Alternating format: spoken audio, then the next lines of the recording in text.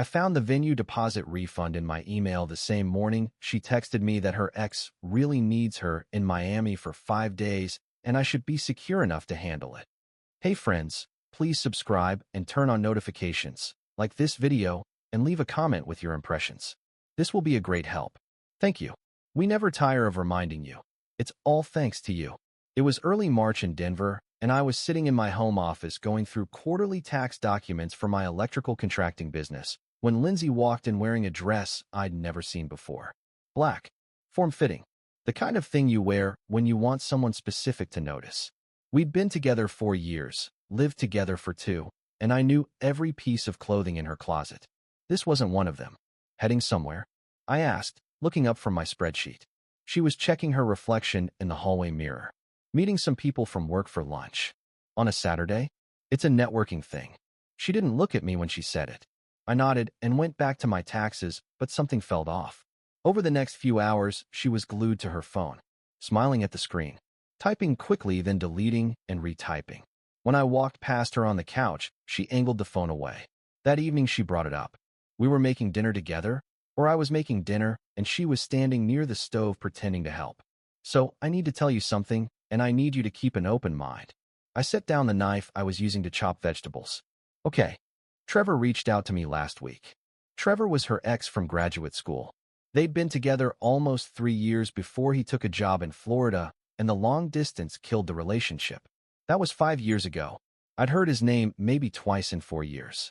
He's going through something really difficult right now. His dad just passed away, and he's handling the estate alone.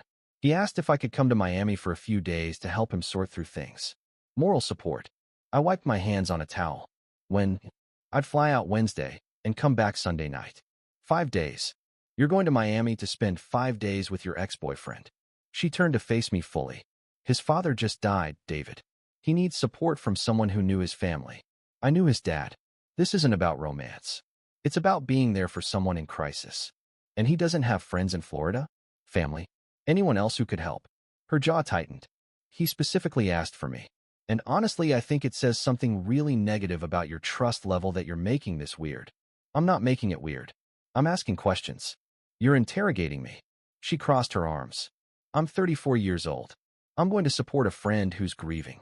I need you to be secure enough in our relationship to handle that without turning it into some jealous drama. There it was. Secure enough. Like my discomfort was a character flaw instead of a reasonable response to my girlfriend flying across the country to spend 5 days with an ex. I'd really rather you didn't go, I said quietly. Lindsay picked up her phone from the counter. Well, I'd rather be with someone who trusts me. I already booked the flight. I'm leaving Wednesday morning. She walked out of the kitchen, and I stood there staring at the half-chopped bell pepper on the cutting board. Something crystallized in my mind. Not rage. Not even hurt. Just a cold understanding that this wasn't a conversation. It was a notification. She'd decided, and my feelings were an obstacle to manage, not a factor to consider. Here's what Lindsay didn't know. 3 weeks earlier, I'd put down a $2,000 deposit on a wedding venue outside Boulder. The coordinator said we had until April 15th to finalize the date and put down the remaining $8,000 or we'd forfeit the deposit. I had the contract saved in my email. We'd looked at the place together in January. Lindsay had cried when we walked through the garden ceremony space. She'd said it was perfect. I'd also been working with a realtor to look at houses. We'd gone as far as a pre-approval letter for a $320,000 mortgage. The realtor had sent me listings twice a week for a month. Lindsay and I had talked about making an offer on a place in Lakewood before summer. That night after Lindsay went to bed, I sat in my office and opened my laptop. I pulled up the venue contract and found the cancellation clause. Deposit non-refundable after 60 days. We were at 21 days. I drafted an email to the coordinator. Hi, Jennifer. This is David Patterson. I need to cancel our venue reservation for the fall date we discussed. I understand the deposit is refundable since we're within the 60-day window. Please process that at your earliest convenience and send confirmation. Thank you. I sent it at 11:47 on Saturday night. She replied Sunday morning. Hi, David. So sorry to hear this. I've processed the cancellation and the refund will appear in your account within 7 to 10 business days. Wishing you all the best. I forwarded the email to myself with a timestamp. Then I called the realtor and left a voicemail. Hi, Karen. This is David Patterson. I wanted to let you know I'm putting the home search on hold indefinitely. I appreciate all your help, but I won't be moving forward right now. Thanks for everything. She called me back Monday morning, and I explained I'd had a change in circumstances. She was understanding. She said to reach out if things changed. Next, I looked at our apartment situation. We were both on the lease. It ran through August, but there was a buyout clause. Either tenant could terminate early with 60 days notice and payment of 2 months' rent as a fee. The fee would come out of the security deposit, and any remaining deposit would be split. Rent was $1,900 a month. Security deposit was $2,800. If I triggered the buyout, I'd lose my half of the deposit plus owe $950. Lindsay would have the option to re-sign on her own or leave. I didn't pull that trigger yet. I just read the clause 5 times and made sure I understood it. Wednesday morning, Lindsay left for the airport at 5:30. She kissed me on the cheek and said she'd call when she landed. I watched her roll her suitcase out to the Uber, and then I went back inside and made coffee. I gave it until 9, then I started. I called my buddy Marcus, who owned a moving company, and asked if I could borrow his truck and some boxes. He said sure and dropped them off that afternoon. I packed everything that was mine. Clothes, tools, my furniture from before we moved in together, my books, kitchen equipment I'd brought to the relationship. I took photos of everything I left behind, so there'd be no dispute later. By Thursday evening, the apartment looked half empty, but not destroyed. I'd left the couch we'd bought together, the dining table, her desk, all her things untouched. I drafted the lease termination notice and emailed it to the landlord. I CC'd Lindsay. Subject line, 60-day notice of early termination, David Patterson.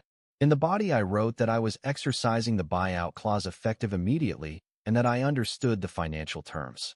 I noted that Lindsay could choose to remain and re-qualify or terminate as well. Then I texted her. I've moved out. Lease termination notice sent to the landlord.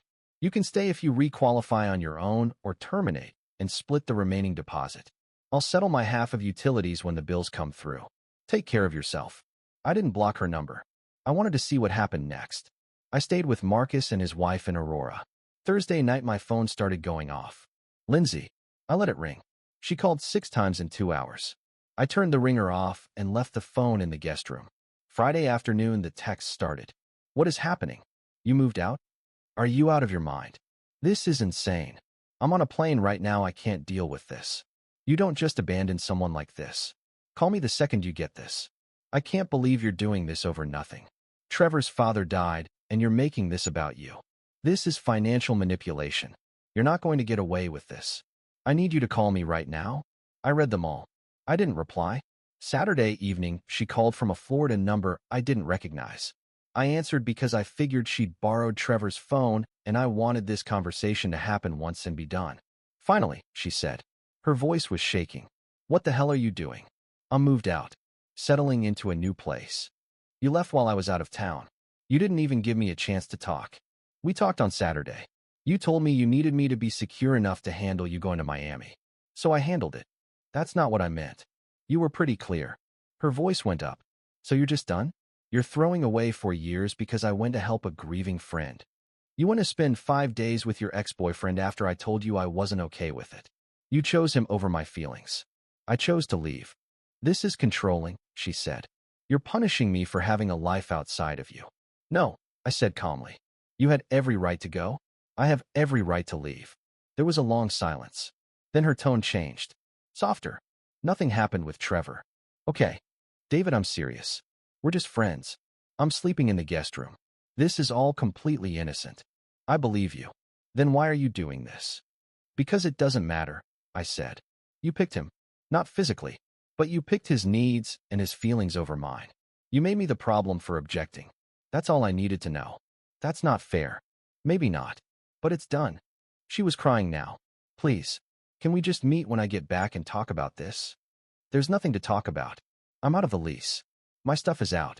If there's anything I took by mistake, let me know, and I'll return it. David, please. I hope Trevor's doing okay. I really do. But this conversation is over. I hung up. Sunday night, I got an email. Subject line, I'm begging you to read this. It was 12 paragraphs. She apologized for not seeing how it looked from my side, and said she realized now that the trip was a mistake. She said Trevor had been a complete mess and nothing romantic had happened, and she'd spent most of the time helping him box up his dad's things and listening to him cry. She said she loved me and wanted to go to therapy and fix this. I read it once. Then I moved it to a folder labeled Lindsay and archived it. Monday, her sister called. "Hey, David. Lindsay asked me to reach out." "Hi, Emma." "She's devastated. She says you won't talk to her." "We talked. There's nothing left to say. Don't you think you're being kind of extreme?" "She went to help someone who lost a parent. She went to spend 5 days with an ex-boyfriend after I asked her not to. Those are the facts." Emma sighed. "Look, I get that it's weird, but she didn't cheat on you. You're ending a 4-year relationship over a trip. I'm ending it because she made it clear that my boundaries don't matter. The trip was just the proof. She loves you, David. I'm sure she does, but not enough to choose me when it counted." Emma didn't have much to say after that.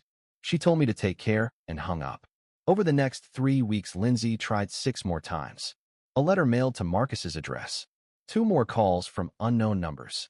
A message delivered through a contractor I'd worked with who apparently knew her from a charity event. A voicemail from her mom asking me to reconsider. I saved everything, but I didn't respond. In late March, I heard from the contractor friend that Lindsay was scrambling to cover rent. She tried to requalify for the lease on her own, but her income wasn't high enough.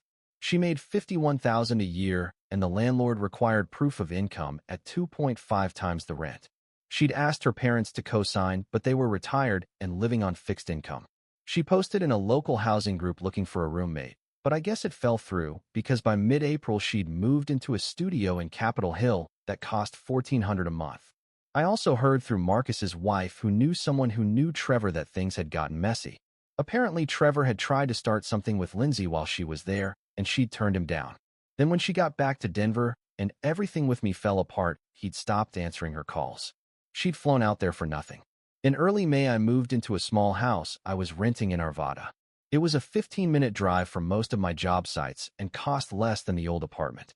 I was working on a residential rewiring project when my phone rang. Unknown number. I didn't answer. Voicemail. It was Lindsay's mom again. She said Lindsay was struggling financially and emotionally, and that I should think about whether I really wanted to end things this way. She said forgiveness was important and that everyone deserves a second chance. I deleted the voicemail. 2 weeks before the 4th of July, I was at a hardware store in Westminster when I saw Lindsay in the electrical aisle. She looked different. Her hair was shorter. She'd lost weight. She saw me and stopped. "David." "Hey." She hesitated, then walked over. "Can we talk for a minute?" "Sure." We stepped outside into the parking lot. She leaned against her car and crossed her arms. "I know you probably don't want to hear this, but I need to say it. I'm sorry. For everything. For Miami. For dismissing your feelings. For not understanding what I was risking." I nodded. "Okay. Is that all you're going to say?" "I appreciate the apology." She looked away. "I lost everything, you know. The apartment.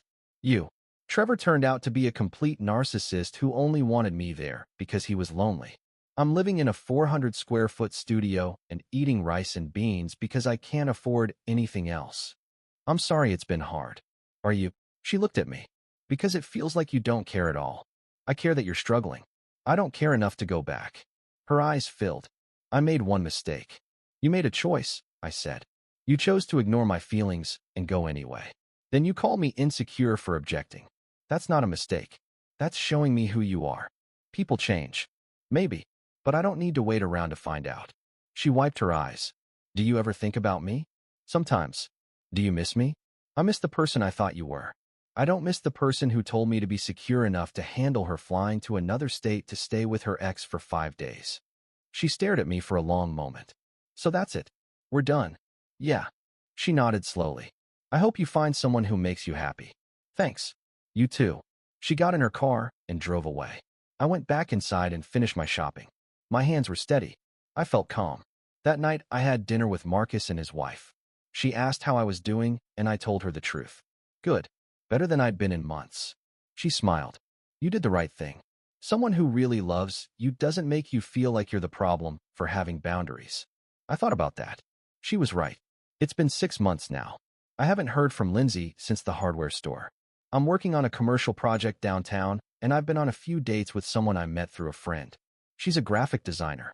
When I told her the story, she said flying to Miami sounded like a disaster waiting to happen, and she respected that I didn't stick around to watch it unfold. I still have all the emails, the texts, the lease termination notice, the venue cancellation. I don't look at them anymore, but they're filed away in case I ever need them. Some people think I should have given her another chance. Maybe they're right. But I learned a long time ago that when someone shows you what they value most, you should believe them. Lindsay valued her freedom to do what she wanted more than she valued my trust. I believed her. So what's your take? Did I do the right thing, or should I have heard her out when she got back? Drop your thoughts in the comments.